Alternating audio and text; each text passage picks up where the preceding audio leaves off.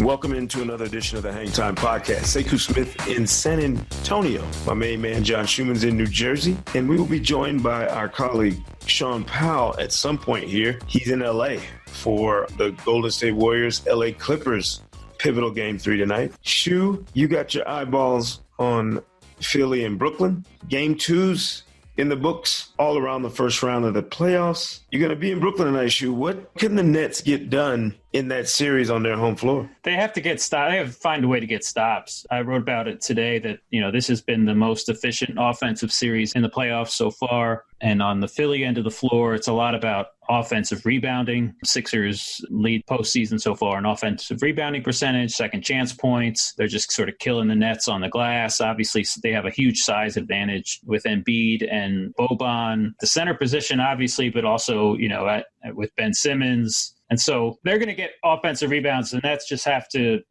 control the glass as much as possible. It's a matter of, which of these teams can do a better job of getting stops. Yeah, I'll be at Nuggets Spurs tonight, as I mentioned. That series is tied 1-1. Shu, Jamal Murray had to help Denver rally to win Game 2 and kind of save themselves. If they go down 0-2 and have to come here to play a Game 3, that could have been fatal for Mike Malone's team. As I mentioned later in the show, we'll talk to our main man, Sean Powell, the West Coast Bureau Chief for NBA.com. He's at a Game 3 for the Warriors and Clippers in a series that is much more intriguing than I imagined it would be 3 games in. We'll talk about the Clippers' epic Game 2 comeback, DeMarcus Cousins' playoffs ending before it even got started, and what that means for the Warriors moving forward. But before we do that, 3 favorites open 2-0 leads on Wednesday night, Shu. The Celtics squeaked out a Game 2 win over the Pacers. Kyrie went bananas, 37-7-6. Jason Tatum with 26. The Pacers, they were, I don't want to say in control, but certainly led for most of the game late into the fourth. I watched them kind of come apart at the end before my game started in Houston last night, where the Rockets just smashed the Jazz for the second straight game. Have the Pacers squandered any opportunity they had to maybe make a dent in that series? I feel like Boston is going to get stronger and stronger as that thing goes on. And the Pacers look to me like a team that's going to struggle to find a way to really make a mark in that series. They just don't have a closer or go-to person that you can give that ball to when you need to. Yeah, they were scoring fine first half, even through the third quarter. You mentioned the late game stuff, but it was really early in the fourth when they lost that game. They were up 12 early in the fourth, and then they went almost 8 minutes without scoring a point. Turned into a 16-0 Boston run. They regained the lead, but then went 0 for 3 with 2 turnovers in the final 2 minutes. Yeah, as I said, the Brooklyn-Philadelphia series has been the most efficient series so far. Obviously, the Boston-Indiana has been the least efficient. The Celtics have scored less than a point per possession over the 2 games and are up 2-0. So that tells you about which end of the floor is the bigger issue for the Pacers. You would think Wesley Matthews would be the vet that would settle them down, but I thought the shot that he took late in that game on Wednesday was just awful. Maybe he was going for a 2-for-1, but there was still 7 seconds left when he shot that sort of pull-up contested long 3 from the right wing that banked off and hit off the glass and bounced out. I know you're going for a 2-for-1, but you still got to, getting a good shot is more important than getting an additional shot, especially when you're really struggling offensively in the first place. So we've talked about it before that, with Boston, with one opponent in front of them, they should be able to be a better and more consistent defensive team, be able to execute their game plan pretty well defensively. And I think they have, despite the absence of Marcus Smart. So it's been a struggle. I wouldn't count Indiana out of anything at this point, but obviously their offense can dry up pretty quickly. Well, and you often, after a couple games in a series, once you change venues, that's an opportunity to kind of change the tide a little bit. But you really start to notice who and what a team is, after a couple games. Utah was stunning to me how inept they were in trying to deal with the Rockets. This is a Utah team that was very competitive. Last year against this same Rockets team, obviously both groups have slightly different personnel, but core groups are basically the same, and they look lost. Houston's good, and they're better and playing with a different kind of edge, but to blow the Jazz out the way they have in those first 2 games is kind of shocking. It reminds me of what the Bucks are doing to the Pistons. Just laying waste to him. And Blake Griffin being sidelined with that knee certainly doesn't give the Pistons a fighting chance to compete in that series. The 2-0 lead, I think, will only be worse if they go home at Little Caesars Arena and get their doors blown off. It'll be an inevitability in that series to me. I think Milwaukee is a much superior team. Obviously, it's a 1-8 matchup. Giannis dominated again. I don't know what Thon Maker said to him. I don't know if this is, him schooling little brother, whatever it is, but he's working the Pistons. Can the Bucks really gauge anything off of this Pistons series, based on the way they're just wiping the floor with this team? It's a good question. I think the key for them, I guess, is to just make sure that they execute in the half court. They lead the postseason so far with transition possessions, 27.5 per game, which is a ton. Detroit, if it has any prayer, has to just, get back in transition and keep Milwaukee from scoring in transition and hope that you can force them to take tougher shots in the half court. And if they're not slowing them down, then that's not very good. I think the other thing that's great for Milwaukee is Andre Drummond only has 6 offensive rebounds through 2 games. Like if you're limiting him to just 3 offensive boards per game, you're doing a fantastic job on the glass. And Milwaukee was the second best defensive rebounding team in the regular season, the most improved from last year. That's a key. It's sort of an improvement that they made under Budenholzer that does just sort of goes under the radar. Nobody talks about defensive rebounding that much, but that's been a huge key in their improvement defensively. And their starting lineup, even with Brogdon out, has been just dominant. Milwaukee starters, when they've played together, have outscored Detroit 75-36. And that's a common theme in these East series. The Toronto starters, 100-64, they've outscored Orlando in 36 minutes. And the Philadelphia starters have outscored the Nets 63-32 in their 19 minutes on the floor together. I think the theme in those 2 series is game 1 upsets, but then game 2, oh yeah,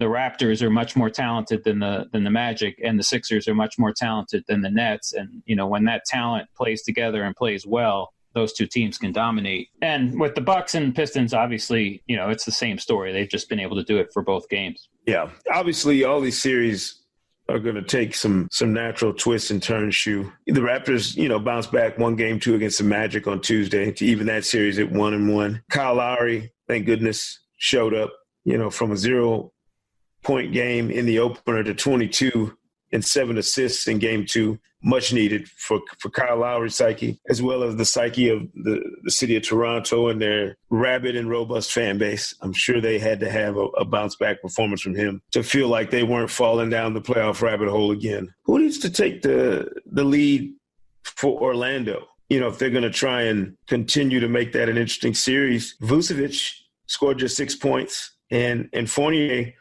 had just 10 in game 2. Neither one of them shot it very well. Is there somebody else on that roster that could take the lead? I think Augustine is still key to them. Just him playing pick and roll and making good decisions out of the pick and roll. They're going to keep moving, but Vucevic obviously has to be better. He's got to be able to make the Toronto centers pay for, say, hanging out in the paint. He's got to hit shots from the outside. He's got to do a little bit of work inside. They need more from him. Obviously, he's their all-star. I've said this before, like Orlando goes as Terrence Ross goes. When he has a positive plus-minus, they almost always win. When he has a negative plus-minus, they almost always lose. That has held true so far in this series. But still, they need their starting lineup to do more than just sort of hold water. Like I told you the score of when the Toronto starting lineup has been on the floor. So that obviously means that the Orlando starting lineup has been getting killed. And that's, they just can't do that because they just don't have the depth beyond Terrence Ross to handle Toronto. I mean, let's just face it. Toronto is really freaking talented. We talk about the Sixers starting lineup, but if you look at Toronto, it's 2 all-stars in Lowry and Leonard. Danny Green is one of the best shooters in the league and also one of the best perimeter defenders in the league. Pascal Siakam is probably an all-star next year. Wow, you think Yes. he rises to that level? Wow. He's incredibly versatile and an impact player on both ends of the floor. I mean, a guy who can handle the ball, finish well at the rim, has shot corner threes pretty well, and then he's a versatile and lengthy defender who can disrupt you on that end of the floor. So yeah, if Leonard's the best player in this series, I would say that Siakam is maybe better than anybody on the Magic. Yeah. Really? So okay. Toronto might have the 3 best players in this series. Wait a minute.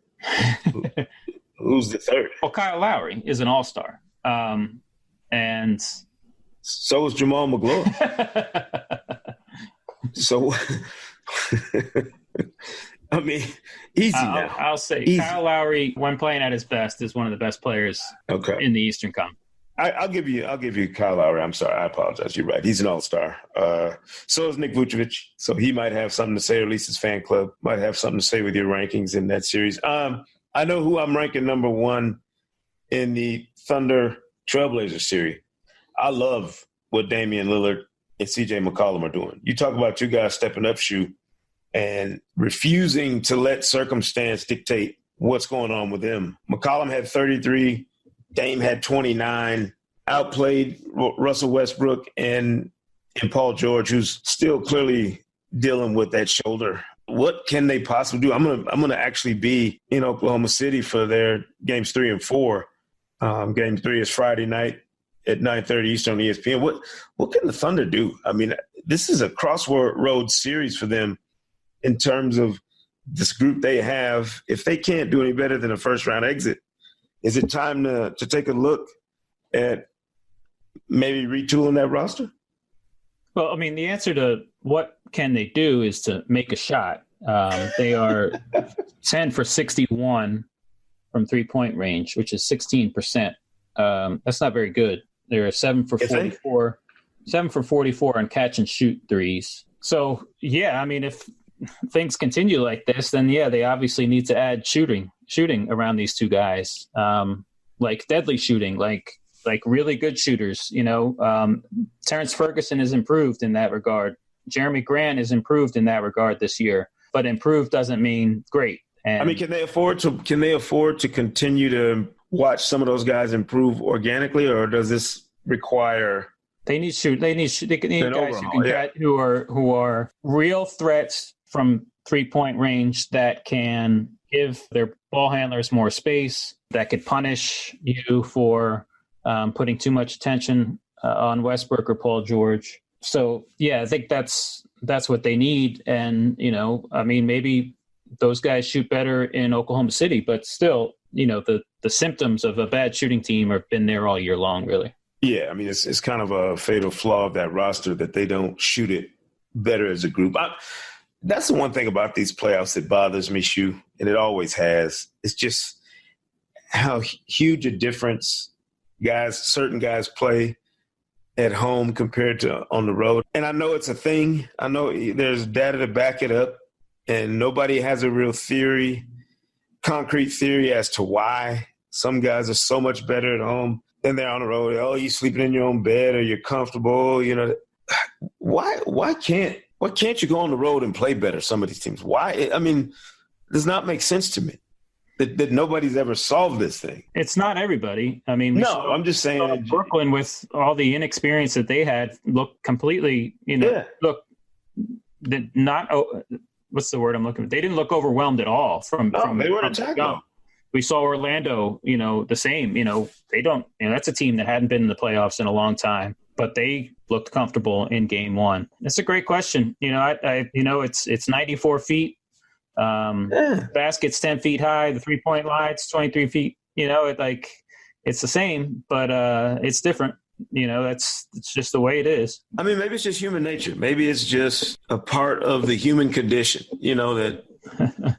But I just don't understand. We found ways to combat everything else, the training, the rest, all this stuff, and nobody can solve this. Nobody can figure out why you can't get a guy to make more shots or to play better in a road game than he does in a home game in the playoffs. It's just.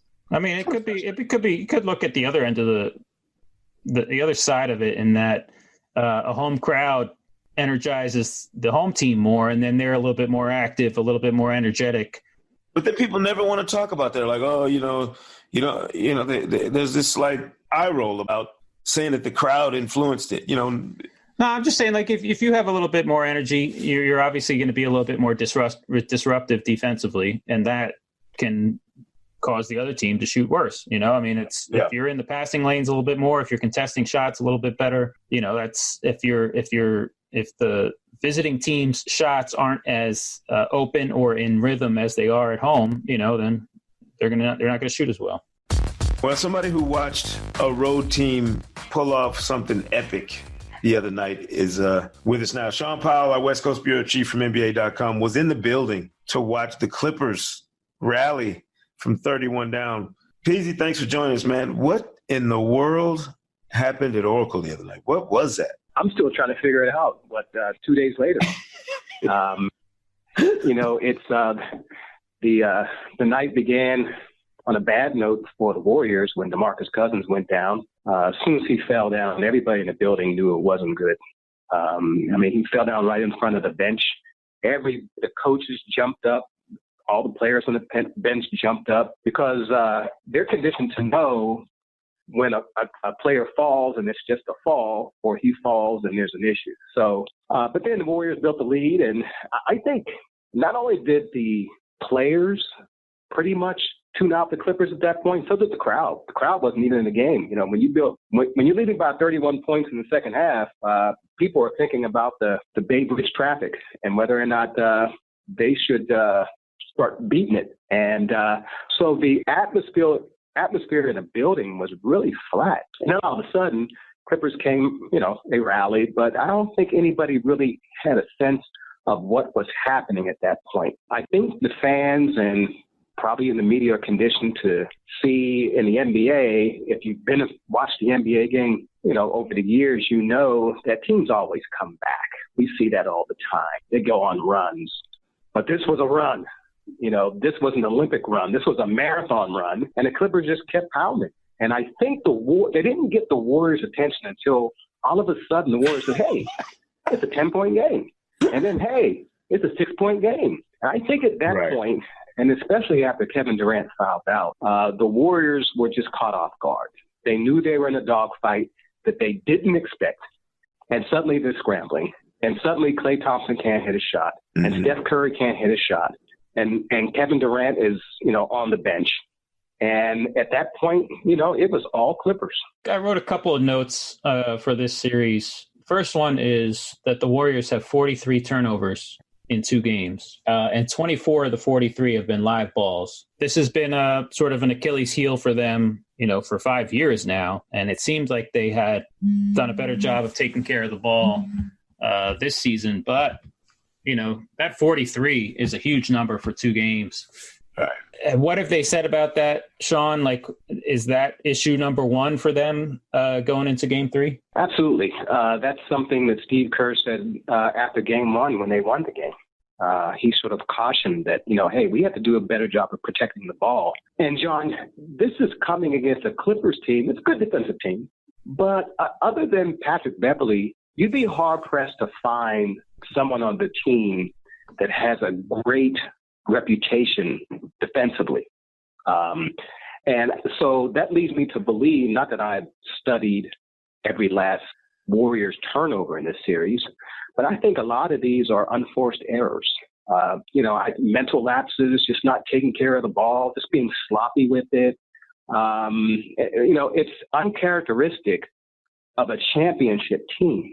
And I think, let's assume, for example, that they win this series, and then you see that dogfight with Houston coming up. There's no way they can get past the Rockets being this sloppy with the ball.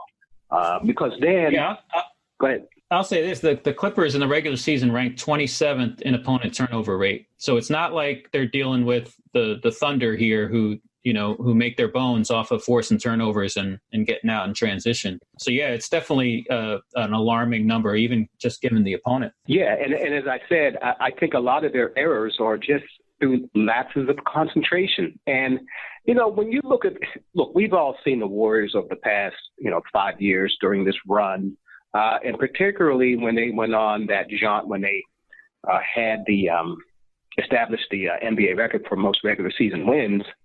This team is so talented that it just takes possessions off sometimes, or they just become too much freelancy. I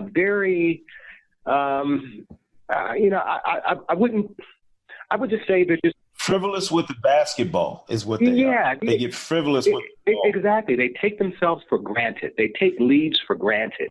Yeah. They assume that their talent is going to bail them out each and every time. And you know what? Pretty much it does. And when you become that conditioned, then you run into situations like they have in the last two games. I don't understand what it is Kevin Durant thinks he's accomplishing by allowing Patrick Beverley to engage him in this playground back and forth nonsense. Like, why would you take that bait if you're Kevin Durant? From Patrick Beverley or anybody else, but certainly from a guy you're a foot taller than who's not in your same universe as a talent. Sekou, it's just one of the strangest things I've seen this season. You're right. You're talking, Kevin Durant, one of the top three best players in the NBA, really playing Patrick Beverley's game. The one thing about Patrick Beverley is this. He is going to test you. If you respond, then he's going to even bring it more. If you ignore him, then he's going to lay off you a little bit and just, go back to playing defense. But Kevin Durant took the bait. He has engaged in a give and take verbally, physically, and it's so distracting to the Warriors. It's distracting to him. It's distracting to the game. I know Steve Kerr is just beside himself. But the organization right now is walking on eggshells around Kevin Durant because, he has some sort of leverage. They don't want to upset him. He's going to be a free agent. There's only so much we can say. But by and large, by the way, and there's a bigger issue here, Sekou. It's been a really strange year for Kevin Durant. He has. Yes. And I don't know if you've dealt with him over the years, several years, whatever, but this is not the Kevin Durant that I saw maybe 5 years ago. He is distracted. Mm-hmm. He is agitated.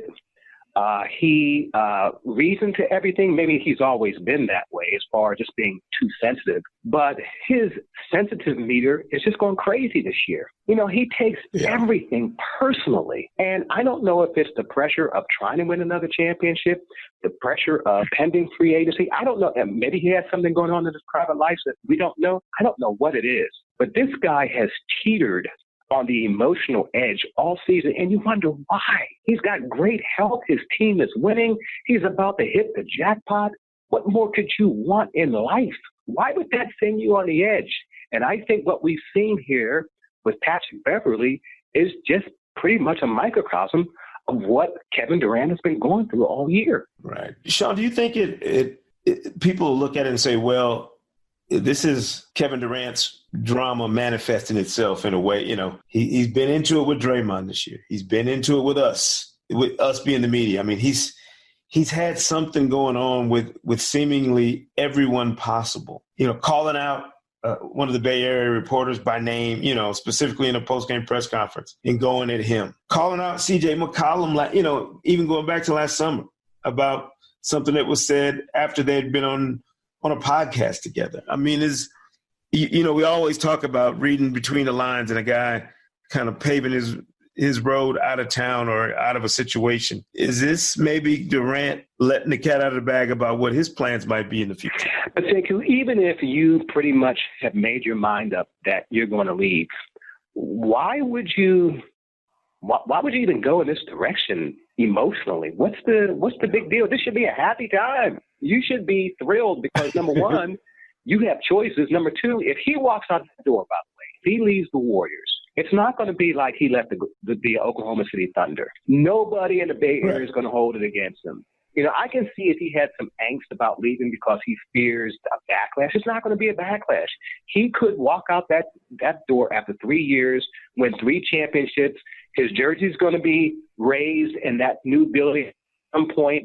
And when he returns next season in another uniform, he gets a round of applause. Okay?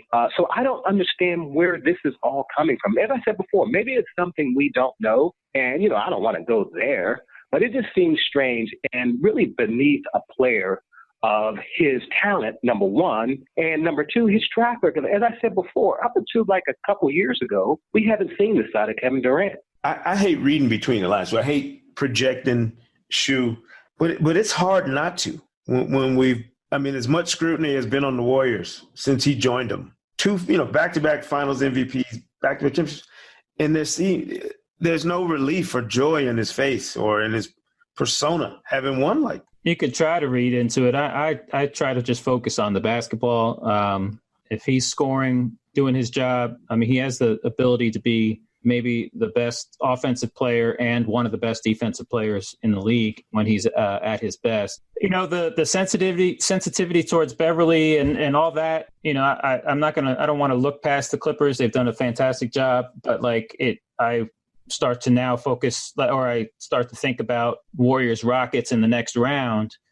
And when Warriors Rockets has gotten into an ISO fest sort of on both ends of the floor, because both teams are switching screens and it becomes sort of a one-on-one competition, Durant could sort of take the Warriors out of what they do best. He's the one that can sort of get baited into the one-on-one competition with the Rockets and take not the best shots. And so that's the one thing I start to worry about him basketball-wise, considering that the Rockets are going to probably the Warriors' biggest threat going forward. You know, I think they should be okay in this series. Credit to the Clippers. The one thing I loved about that comeback the other night was the game-winning basket. How the Warriors doubled Lou Williams. He got it to Shai Gilgeous-Alexander.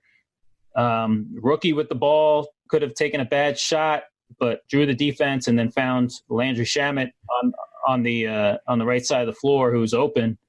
And then another rookie just hitting the biggest shot of his life, I guess. Yeah, that was my favorite thing about that Game 2 comeback, and credit to the Clippers for that. I just don't know if they have it to beat the Warriors, even if the Warriors aren't at their best.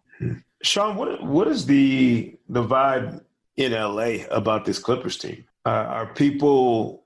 I mean, it was one thing to make the playoffs, but now to strike in the series the way they have, something that I don't think a lot of people expected at all. What's the feeling about the Clippers and exactly what they're working with? I mean, we saw Steve Ballmer go bananas after the game. He was beside himself. And I guess there would be a tendency to get really fired up. You win one game, and then the Warriors, put this thing back out of reach maybe. But are we feeling even better than we did about the Clippers now after they get this one game, like about their future?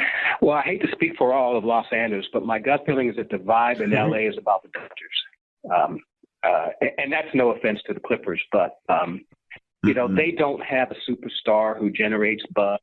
They won 48 games, and, Doc Rivers has done such a tremendous job and blah, blah, blah. But it'll be very interesting about the atmosphere at the Staples Center over the next couple games to see if there are a fair segment of Warriors fans. Because during the regular season, they did have a fair segment of Warriors fans in the building. I think, if I can venture out on this limb, that I think with the Clippers, yes, they appreciate this team, they like this team and all that, but the attention is fractured.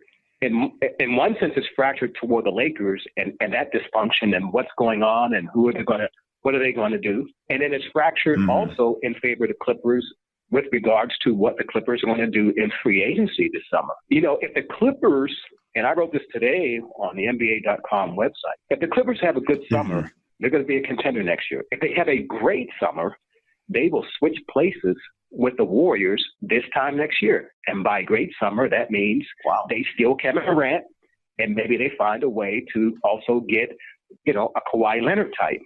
That is not beyond the realm of possibility. We don't know exactly where these guys are going to go. We hear the buzz, and we're coming up with our gut feelings and all those sort of things. And yes, there will be competition for the A-list free agents.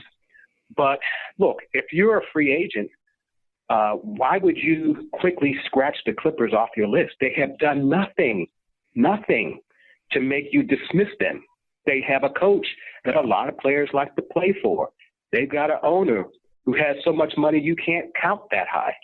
And they've got Jerry West as a consultant. If you're a free agent, you walk into the room this summer, okay, there's Doc Rivers, there's Steve Ballmer, there's Jerry West. How are you not going to be impressed by that? How are you not going to be impressed by that meeting? So, and they've got money to spend, and they've got the charms of living in Los Angeles. No, they don't have the following of the Lakers. And yes, when the Clippers were at their height with Lob City, they didn't exactly capture the imagination of Los Angeles. But still, I would say now the Clippers are a curiosity. But we'll see what happens in the next two games, and we'll definitely see what happens this summer. So, I mean, it's a fascinating story watching what the Clippers have done. But you're right, Sean. They've given you a lot of reasons to look at them in free agency. If you're a superstar player, you got a bench that's already in place. So you got some quality of depth that's already there. You got young talent, a great coach, the richest owner in the league, if I'm not mistaken. LA is a back. You know, if you took away the Clippers name and just presented those facts, why wouldn't that be more attractive or as attractive as the Lakers or any other destination in free agency? You said if you remove the Clippers name, you know, what would you have? And you're right about that. I think this team is still stigmatized by, you know, the past and Donald Sterling and things like that, to an extent anyway. But this team is light years removed from that. Brand new owner who's pretty much, you know, giving the franchise all they want. Great communicator with everyone. You know where you stand with him. He's got a good front office. He's got the good pieces around. If you bring in a superstar already has, you know, a good bench, good supporting cast. If you put this exact situation and rename it the Lakers, or you put this exact situation and rename it the Knicks, I would think a free agent would jump at that chance, wouldn't you? Yeah, it's like the old Pepsi Coke challenge thing. Like just hide, you know, put something in front of all these free agent options. And I'm thinking Brooklyn, New York, you know, the Knicks, all these different options. I'm not just saying this for a fact, Sean. I'm not so sure the Clippers isn't the most attractive free agent destination of all of them if you stripped away the name brands and just went with the components that will be in place as we get towards July 1st. So very interesting the way the Clippers have positioned themselves for free agency and beyond. I don't know what happens going forward, Sean, but I was mentioning to John earlier, who and Schumann had to hustle out of here. He's got to get to Brooklyn for the game. But I was mentioning to him this feeling I had in Houston last night where there's this inevitability of what's coming. And I kind of wrote about that today on NBA.com. The Warriors and Rockets, and this is the last thing we can dive into, Sean, before I let you get out of here. The Warriors clearly have business to tend to, obviously, with the Clippers, that you don't want to look too far ahead. But you mentioned that you felt like the Warriors could be vulnerable if they don't clean up some of their mess right now, on and off the court, the way they're operating and the way they're playing. Is this as vulnerable as they've been since 2016, the Warriors, in terms of the rest of the field having a shot to take them down? You know, I don't want to put too much stock into these two games and either dismiss or minimize what the Warriors are bringing to the table. Putting aside these two games, I would say the Warriors are, at the very least, just as strong as they were before. Now, you could nitpick. You could say that Draymond Green isn't the factor that he was in previous championship runs. You could nitpick and say, you know, DeMarcus Cousins, not having him might be an issue, even though they won championships without him. But I don't think they're any weaker. I think the bigger question is, Sekou, is the competition any stronger? Are the Rockets better this year? They have a better chance this year than they had last year. You know, you could argue that no, because they don't have Trevor Ariza. Yeah, but after seeing them, I would say they do. I think they're better, Sean, after watching them last night in person. And the other thing is Chris better this year than he was last year before he got hurt? Yeah. I don't think so. I don't think Chris Paul's as good of a player. Now, he could turn it on, but, you know, I'm not so sure. And then, you know, if the Warriors do get past the Rockets, and let's just keep leapfrogging now that we're playing this game, and they see Denver, Denver hasn't shown me anything. Matter of fact, they may not even see Denver, you know? Right. So I think it's really up to the competition now to try to basically poke at the Warriors and see if they still have the same mettle as they had, for the last 5 years. Yeah, it's going to be so fascinating, so interesting, these next round of games. Game 3s and Game 4s will be in the books the next time we show up here on the Hang Time Podcast. Sean Powell, West Coast Bureau Chief, Appreciate you. Hopefully I'll see you in the next round. Maybe we'll do this in person and have a different conversation to talk about with that conference semifinals coming up. That sounds good, my man. We'll see you then. All right, Sean. Thank you, man. All right. We'll be back on Monday with another episode. John Schumann will have returned by then. As I mentioned, he had to cut out a little bit early. Got to get to the arena. We're all hustling around at NBA.com right now, making sure we are covering these games, making sure you get the information on the website as well as here on the Hang Time Podcast. Be sure to subscribe to Hang Time on Apple Podcasts, Spotify, or wherever you get your podcasts. Don't forget to leave a review, and we're here twice a week, just like throughout the course of the regular season. For Sean Powell on the West Coast, John Schumann on the East Coast, I'm Sekou Smith in San Antonio. We will see you right here next time on the Hang Time Podcast.